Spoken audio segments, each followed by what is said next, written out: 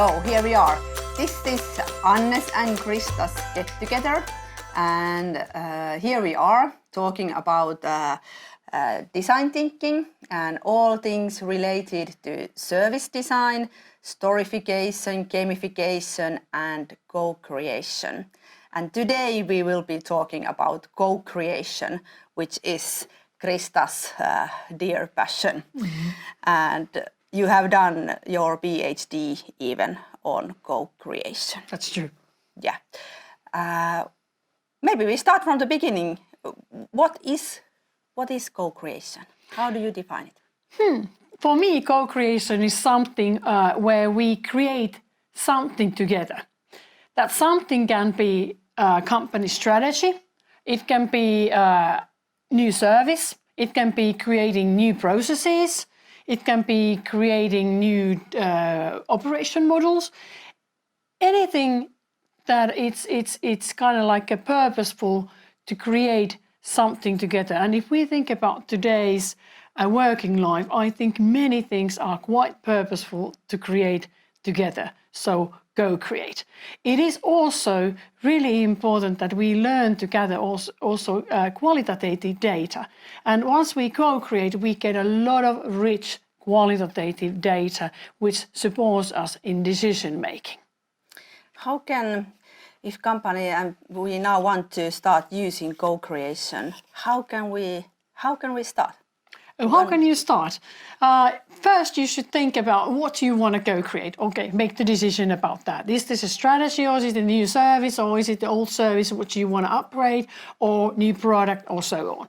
Then you have to decide who are the stakeholders you want to involve. Who are the people who could be using the new service, or who should be understanding what is the new strategy all about. So think about all the stakeholders. And next you have to think about how to create the real value creation process. So what kind of workshops, are they virtual or are they face-to-face workshops? How do you co-create? What's the physical co-creation? And then obviously it's really important to think about how to analyze the data you gather from your co-creation process, and then how you communicate about it to the stakeholders you have been involving. Yeah, interesting. And what is always fascinating is, of course, from the story designer's point of view, as a story, we are always fascinated about this human little faults and things that can go wrong. What can go wrong in co-creation? What should we avoid? I think you should avoid definitely starting too late. So if you start to develop new service or new product, you have to think about that you try to involve your users at the very early stage. Don't wait until you have something ready and start collecting their feedback. That's not co-creation. Co-creation is that you create things together from the beginning. So start early, and the highest level of management should be involved. And think about it's always gathering data to develop something in the future. What do you think that is the next level co-creation? Where is co-creation heading?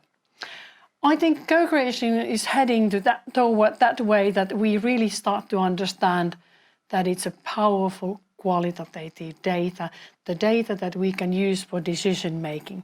But before that, we must start to understand how to analyze the data, how to be kind of like a detectives who go behind the scenes, behind what people are saying, behind what are they talking about, go to latent needs and start discovering those. That's the point. Yeah.